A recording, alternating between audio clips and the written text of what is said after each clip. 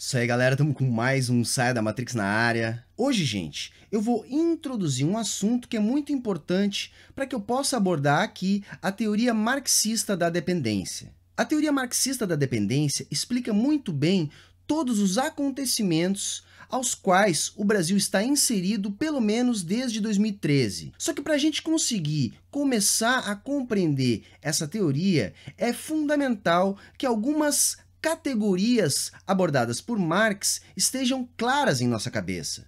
Sendo assim, eu vou abordar aqui a lei geral da acumulação capitalista, que está descrita no livro 1 do Capital de Marx, no capítulo 23. Não é difícil de compreender que a lei geral do capitalismo estabelece uma produtividade crescente. Então, a tendência é que a composição orgânica do capital aumente progressivamente. Sendo assim, também é tendencial que a massa de capital constante aumente proporcionalmente em relação à massa de capital variável empregado na produção. Com menos capital variável empregado na produção, maior o exército industrial de reserva. Essa população excedente é produto necessário da acumulação e é, simultaneamente, sua própria alavanca, tornando-se condição fundamental da existência do próprio modo de produção capitalista. A dialética em questão, e isso talvez seja a parte mais fundamental, está no fato de que, ao reproduzir esse sistema e permitir a ampliação da riqueza social, essa mesma população trabalhadora produz as condições que as tornam relativamente supérfluas. Significa dizer que, quando acontece um incremento na composição do capital, que é a própria tendência do capitalismo, deve ser ampliada a produtividade do trabalho como instrumento de intensificação do processo acumulativo. Isso deve acontecer ao invés de acontecer a expansão do nível de contratação. Então, ao invés de termos mais trabalhadores, temos mais máquinas que aumentam a produtividade mesmo com menos trabalhadores. Então, o mecanismo que forma o exército industrial de reserva é mais ou menos assim. Cada vez que se precisa de mais trabalhadores para aumentar a produtividade do trabalho, se desenvolvem melhores máquinas e equipamentos que faz com que menos trabalhadores sejam necessários para aumentar tal produtividade. Sendo assim, aumenta na composição do capital a participação do capital constante e diminui a participação do capital variável.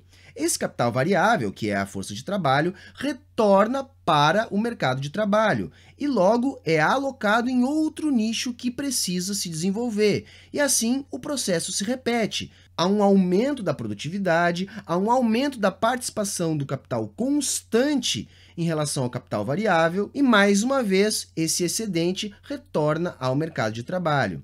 Essa dinâmica faz com que, mesmo numa população que esteja diminuindo, aconteça o aumento do exército industrial de reserva. O que vai determinar isso é o nível de desenvolvimento do capital constante. Eu vou ler aqui um trechinho do capítulo 23 do Capital 1 que ilustra isso que eu estou tentando explicar. A expansão súbita e intermitente da escala de produção é o pressuposto de sua contração repentina. Essa última, por sua vez, provoca uma nova expansão, a qual é impossível na ausência de material humano disponível. Isso é, se o aumento dos trabalhadores não aumenta independentemente do crescimento absoluto da população. Ela é criada pelo simples processo que libera constantemente parte dos trabalhadores para métodos que reproduzem o número de trabalhadores ocupados em relação à produção aumentada. Então, esse é o processo de criação do exército industrial de reserva. Ou seja, a dinâmica de desenvolvimento das forças produtivas no capitalismo também inclui o desenvolvimento de máquinas e equipamentos que aumentam a produtividade. Logo, conforme cada setor vai se desenvolvendo, a participação do capital constante torna-se mais significativa do que a participação do capital variável. Sendo assim, aquela força de trabalho utilizada para desenvolver determinado setor acaba sendo devolvida ao mercado de trabalho assim que esse setor começa a se desenvolver. E é justamente a existência desse exército industrial de reserva que permite o desenvolvimento dos diferentes setores da economia capitalista.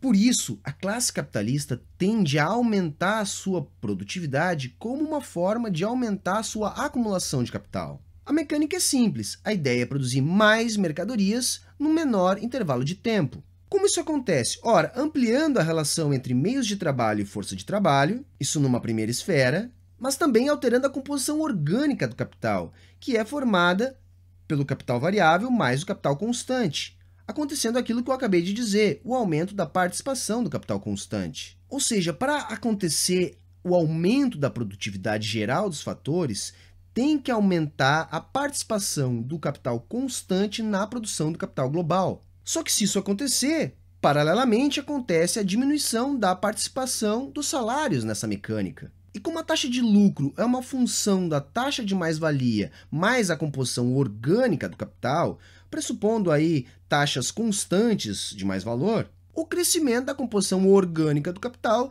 leva, logicamente, a uma redução da taxa de lucro. Por isso é importante também que vocês assistam os vídeos que vão ficar aqui na descrição, onde eu falo o que é capital e o que é valor.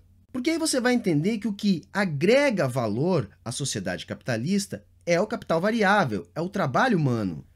Então, se é o capital variável que determina a valoração do capital, e se o desenvolvimento das forças produtivas faz com que a composição orgânica do capital aumente a proporção da participação do capital constante, podemos concluir que a participação do capital variável é maior nas economias menos desenvolvidas. Sendo assim, as economias menos desenvolvidas produzem mais valor.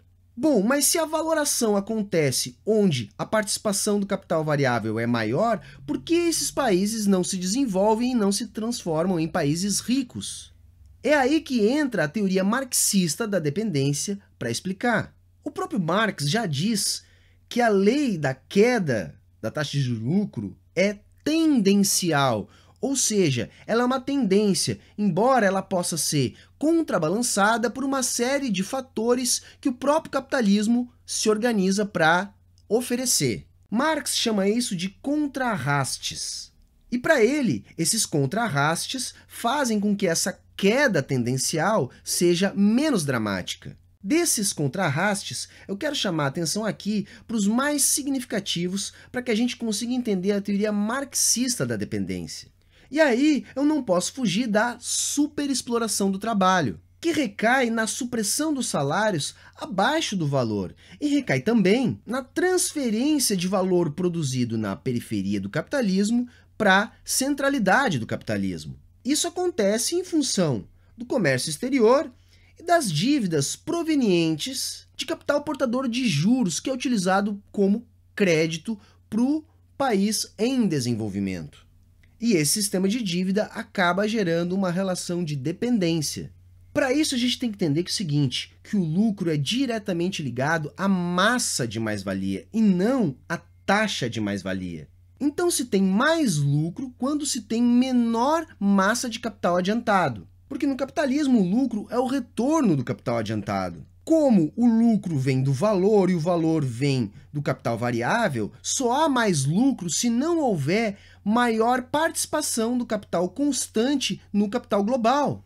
Portanto, do capital adiantado, o lucro vem daquele capital que é oriundo do capital variável. Então, para encerrar esse vídeo aqui e não ficar muito longo, eu vou aqui colocar um trecho do capítulo 13 do Capital 3 que ilustra isso que eu estou tentando explicar. Considerando o capital variável total da sociedade, o mais-valor que ele gera é igual ao lucro produzido. Além dessa massa absoluta, cresceu também a taxa de mais-valor. A primeira, devido ao aumento da massa da força de trabalho empregada pela sociedade. A segunda, devido ao aumento do grau de exploração desse trabalho. Porém, com relação a um capital de dada grandeza, por exemplo, de 100, a taxa do mais-valor pode aumentar enquanto diminui a média de sua massa, uma vez que a taxa está determinada pela proporção em que a parte variável do capital se valoriza, ao passo que a massa se determina pela parte proporcional do capital total que constitui o capital variável. O lucro é a massa do mais-valor. A taxa de mais-valor é o nível de exploração. Marx resume isso aqui. A massa do mais-valor é igual à taxa multiplicada pelo número de trabalhadores. Tá ok, moçada? Nos próximos dias, então, eu vou começar a lançar uma série de vídeos sobre teoria marxista da dependência, e esse vídeo aqui é fundamental para que vocês consigam compreender a linguagem desses vídeos. Se você gostou desse vídeo, se inscreva no canal, curte, compartilhe com seus amigos, ajude no Apoia-se do Saia da Matrix. Ajude a manter o Saia da Matrix no ar, produzindo conteúdo de qualidade. O Apoia-se do Saia da Matrix, assim como todas as demais formas de colaborar para a manutenção do canal, estarão aqui na descrição, bem como estará aqui também as nossas referências utilizadas no vídeo e as nossas demais redes sociais. Tá ok, moçada? Um abraço a todos e a todas, falou, valeu e... até a próxima!